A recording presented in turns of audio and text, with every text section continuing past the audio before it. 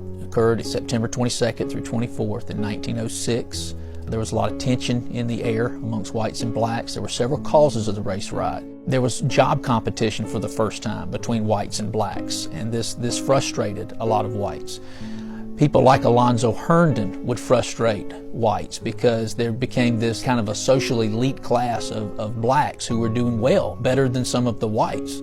Alonzo Herndon was an incredibly inventive and successful entrepreneur who was born into slavery, learned the trade of barbering, and came to Atlanta and established a barber shop. And it was a barber shop that had African American barbers who cut hair for white men. And so he was able to establish a very successful business. There was a way of suppressing black participation in political life, relegating African Americans to a second-class status. And part of making that happen was for white people to vilify African Americans. During political campaigns, a lot of candidates believed if they were more racist than the other candidate, they would get more white votes. And so you had a lot of just racial rhetoric.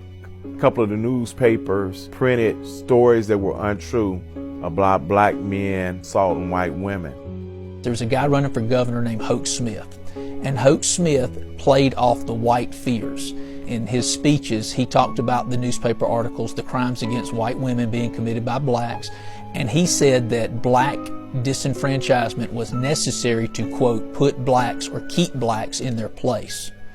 And so he added fuel to the fire. So with all this climate, on September 22nd, 1906, white mobs began to assemble downtown.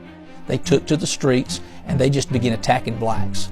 They began pulling them off the trolley cars. They began choking them, smothering them. They began attacking African American businesses like Alonzo Herndon's barbershop, and a number of African Americans were killed as well as wounded by the mobs.